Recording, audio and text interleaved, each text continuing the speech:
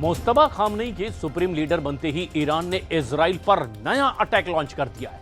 तेल अवीव और पेटा तिकवा में हुए मिसाइल हमले में 6 लोगों के घायल होने की खबर है। डोनाल्ड ट्रंप और नेतन्याहू ने कहा कि हमें नया सुप्रीम लीडर मंजूर नहीं है, तो उधर गुस्साए ईरान ने कतर, यूएई और बहरीन में अमेरिका के बेस पर सीधे हमला कर दिया है।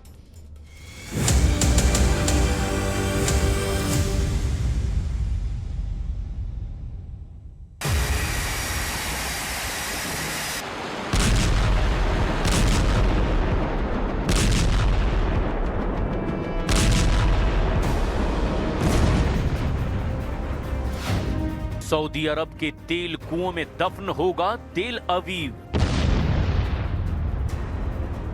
ईरान ने छेड़ा तेल युद्ध, खाड़ी में जलेगा अमेरिकी बेस। अरब सागर में मौजूद अमेरिकी युद्धपोत यूएसएस अब्राहम लिंकन ने अपना रुख ओमान की तरफ मोड़ दिया है।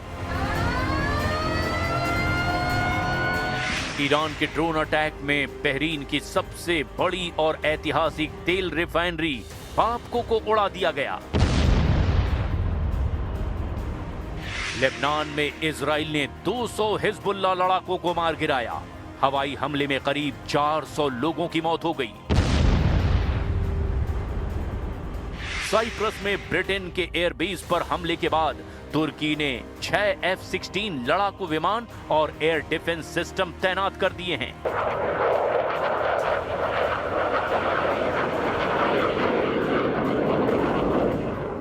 मैं इस वक्त इसराइल में उस गाड़ी में बैठा हूं जो बिल्कुल चकनाचूर हुई है ईरान के बैलिस्टिक मिसाइल के अटैक से। आप देख सकते हैं क्या हाल हुआ है। हालत आप देख सकते हैं जो बाहर रहती हैं, और मकानों की हालत आप पूछिए मत के इर्द गिर्द मकानों की हालत क्या हुई है। ये देख सकते हैं आप, मकान खंडर में तब्दील हो गए हैं। और ये आप देख सकते हैं इजरायली डिफेंस फोर्सेस के लोग अब शायद ये समझने की कोशिश कर रहे हैं कि ईरान के बैलिस्टिक मिसाइल यहाँ के एयर डिफेंस सिस्टम में सेंध लगाने में कैसे कामयाब हुए। अब मिसाइलें सिर्फ शहरों पर नहीं गिर रही, निशाने पर हैं तेल के कुएं, रिफाइनरी और अमेरिकी मिलिट्री बेस।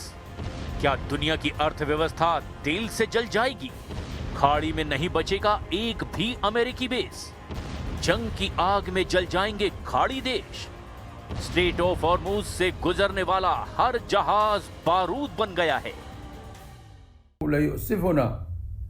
ما تعرضت له بلادنا العزيزة والدول العربية والشقيقة والدول الصديقة من اعتداءات غير مسبوقة لا يمكن تبريرها تحت أي ذريعة من قبل إيران. فالبحرين كانت وستظل دولة سلام لم تبادر يوما إلى استعداء أحد، ولم تنتهج إلا سبيل التعاون وحسن الجوار.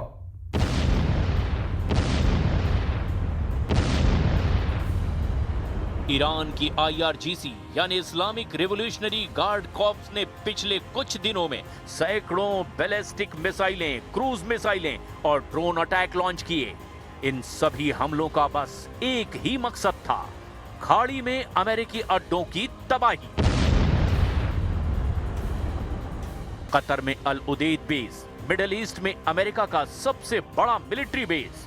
ईरान ने यहां बार बार हमले किए। धमाकों की आवाज से दोहा गूंज रहा है।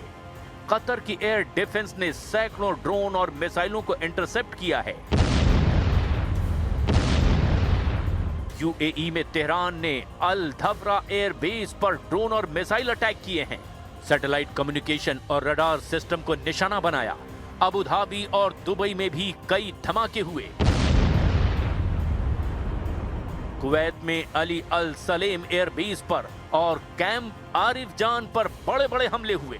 कुवैत ने 178 मिसाइल और 384 ड्रोन को इंटरसेप्ट करने का दावा किया।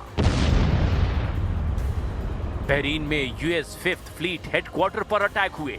ऑयल रिफाइनरी और पानी के प्लांट को भी निशाना बनाया गया। चारों तरफ धुआं उठता हुआ दिखाई दिया।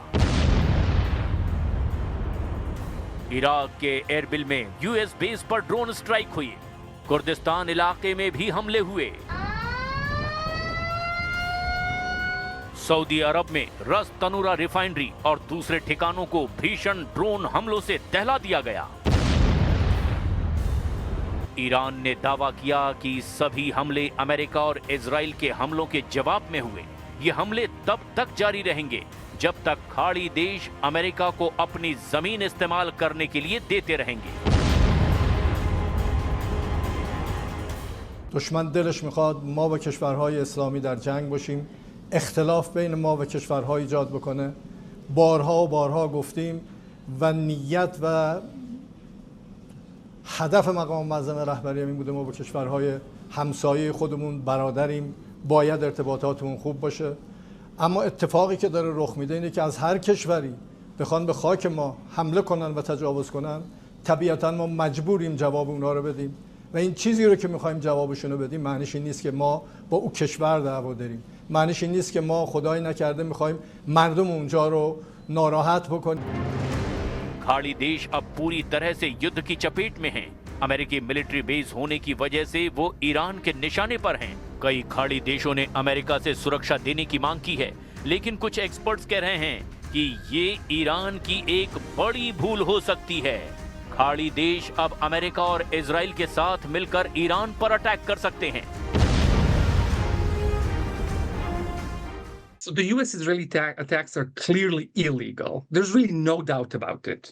And the reason why there's no doubt about it is that the only justification that the US and Israel could use to justify their use of force on Iran is self-defense. इस जंग का असर अब खाड़ी में तेल के उत्पादन को प्रभावित करने लगा है। कतर में एनर्जी मिनिस्टर ने कहा कुछ दिनों में गल्फ में ऑयल गैस प्रोडक्शन रुक सकता है। सऊदी अरब, यूएई, कुवैत में भी तेल उत्पादन में काफी कमी आई है। स्ट्रेट ऑफ हॉर्मुज से ग्लोबल ऑयल सप्लाई चेन करीब करीब बंद हो गई है। खाड़ी में पानी के प्लांट निशाना बनाए जाने से वाटर सप्लाई पर खतरा बढ़ गया है। दुनिया की अर्थव्यवस्था हिल रही है। कच्चे तेल की कीमतें लगातार बढ़ती जा रही है।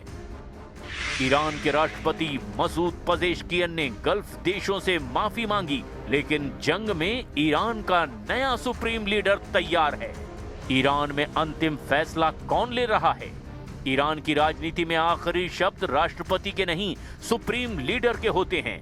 ईरान के नए सुप्रीम लीडर ने साफ संकेत दे दिए कि मिडल ईस्ट की इस जंग से ईरान पीछे हटने वाला नहीं है।